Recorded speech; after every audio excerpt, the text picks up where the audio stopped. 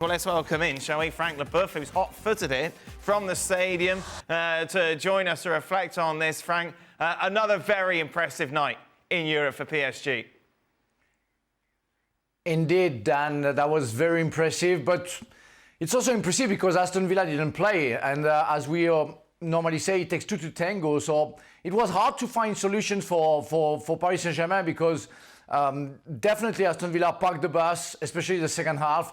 There were no spaces for the Paris Saint-Germain players, but they were very patient.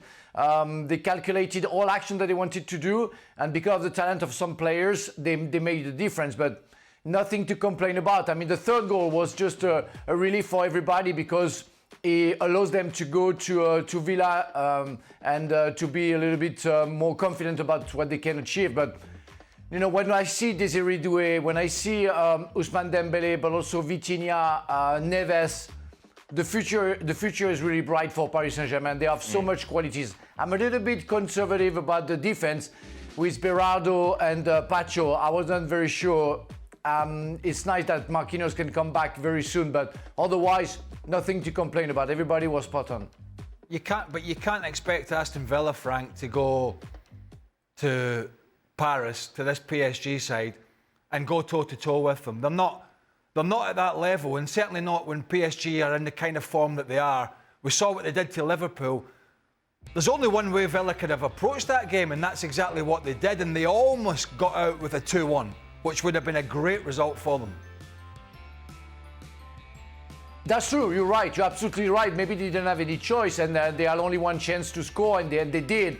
But you know, at some point, sometimes I say, well, they would have played a little further. They would have played a little bit further up on the field.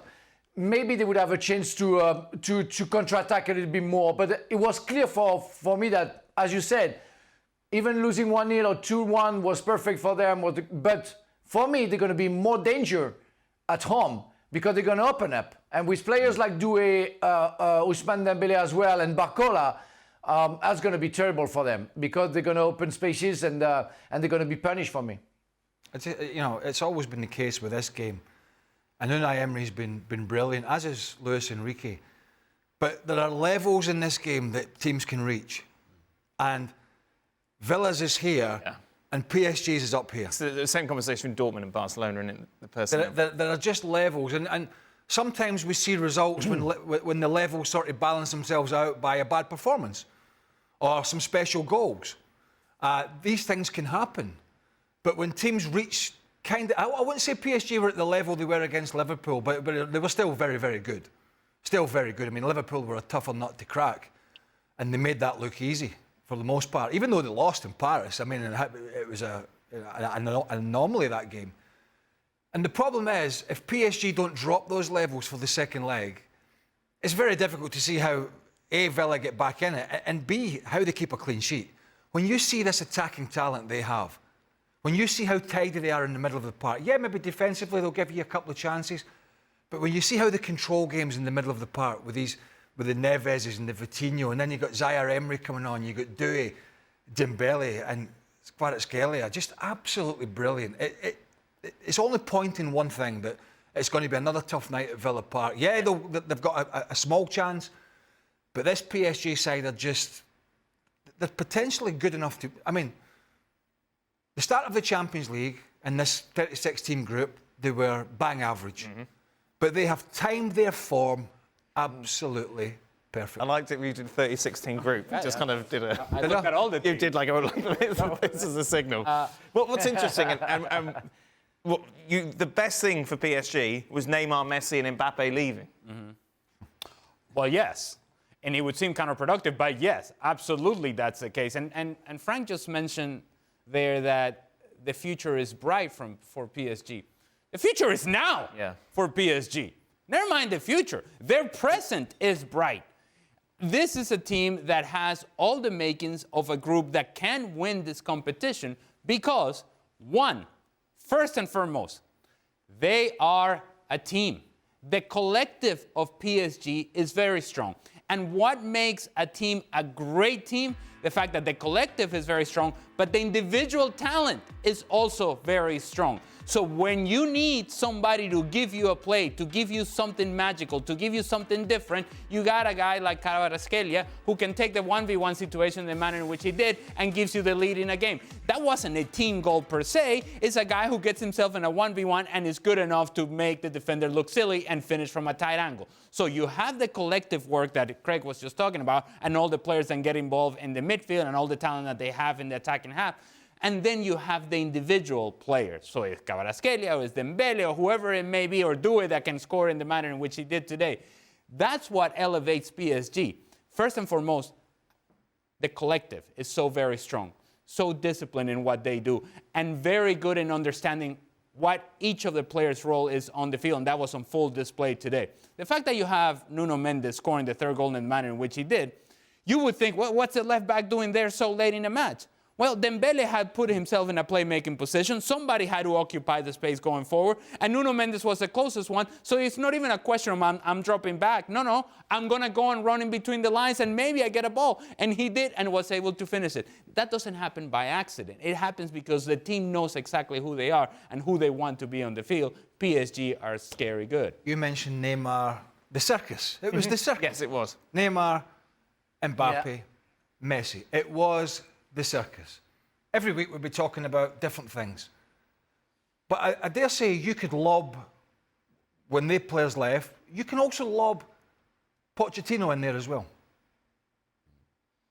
Even though he had stuff to deal with, I don't think they are playing in this manner this good with him in charge. I think Luis Enrique has done such a good job. He's been very strong since he's gone in there, in terms of what he wants. I don't want this shenanigans, I don't want this, I want this player, that player. This is what I want to do. I don't think they're in this position, even though those big superstars go, I don't think they're in this position with Pochettino. Not that he's a bad manager. At the moment, maybe some Americans would disagree. But I think the job Luis Enrique has done thus far is right up there. And the thing is, Ian, they're doing it like Barcelona in an entertaining way. As a fan, that's what you want to see. I think they're fantastic to watch. That home leg against Liverpool, which they somehow lost. I still don't know how they lost that game on that night because they were absolutely brilliant. Yeah, they're wonderful to watch. They're very, very intense as well. The midfield players, like Vitinha and Neves, the work that they get through, even right up to the last minute of the game, they want the ball, they want to dictate the game, and they're going to take a lot of stopping. And the guys are right about the job Luis Enrique has done. I mean, I covered that game, the remontada game, and that kind of summed up Paris Saint-Germain, in the Champions League. They'd find a way to lose, even when they had a 4-0 lead from the first leg. They go to Barcelona and lose 6-1, and Unai Emery was the guy in charge of Paris Saint-Germain then. And you just thought, well, there's a psychological block going on here about this team in the Champions League. I think that's gone now. They're a real team. They're a band of brothers as well. Luis Enrique has done that, and they're mighty dangerous. Talk to me about Doué, Frank.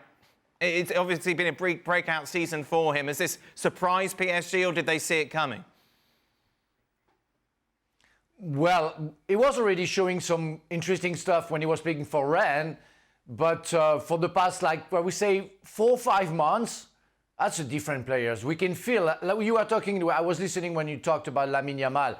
That's the same feeling that I have. The guy has maturity, no fears whatsoever, feels good on the pitch, wants to be there and wants to enjoy it. And he tries like crazy stuff, and because he's so confident about his capability of doing stuff, he does them very well. And sky's the limit for that guy too. And if he keeps his head on his shoulder, he's going to go far. He has the talent of Lamine Yamal. Of course, he didn't have the chance to go that far yet because he was just born, I would say, like 4 or 5 months ago. But that's going to be very interesting to follow him. And if he keeps like that for France, for, of course, Paris Saint-Germain, it's going to be a fantastic plus. Frank, you mentioned it. Obviously, when we saw the big table in the group stage... You're not selling it. PSG was struggling. They had to get results or it looked like they were going to get out. What's changed? Well, I guess suddenly it clicked to the players that they were really a team, and they had to trust themselves and all of the team about what they were capable of doing. And that's what Luis Enrique was able to achieve. That's his main achievement, I would say, in a way that he made the player trusting that they were capable of reaching the top of the top. And it took like the same time, like I was talking about Doué or also Ousmane Dembélé, like 4 or 5 months ago, those players suddenly all together reacted and started to be different players. You have to add Neves, Vitinha, of course, Barcola, but also some other players, Kvaratskhelia as well. That's amazing how suddenly all together they decided to work, and it matched. And they are doing stuff like we never expected them to do, and they are one of the best teams in Europe right now. And I'm sorry, yeah, you put Barcelona favorites, but it's going to be hard to find the favorites in the semi-final because, Dan did, but some people said, but when you put Arsenal, you cannot deny Arsenal can be one of the favorites. You can say Paris Saint-Germain, Inter Milan can be the favorites. Of course, Barcelona can be a favorite, but what the semi-final we're going to face, that's going to be amazing. Well, PSG obviously will face either Real Madrid or Arsenal in the semi-final. We could have a final with PSG against Barcelona. Blame ESPN bet. I don't know why I'm getting the blame for having Barcelona as favourites. We don't crunch the numbers. I think it was Dan. I'm up all night doing the algorithm. I'd be much richer if I was. Ian, looking at Aston Villa, what percentage chance are we giving them going into the second leg? I think very small, to be honest with you, because Paris Saint-Germain are such a good team. They showed it when they went to Anfield, didn't they, in the second leg and turned the tie around, having lost that mysterious first leg by a goal to nil. Okay, it had to go to the wire in the end. But, yeah, I mean, it's going to be a fantastic atmosphere. And Aston Villa are on a big winning streak at home, but they're not playing teams as good as Paris Saint-Germain. So I would expect Paris Saint-Germain to be just a bit good. I think Villa are in a little too deep, as well as they've done in this competition. Anything else to add? Anyone? What? Do you want to do the table? No, we're good. Okay. 10%. Lovely.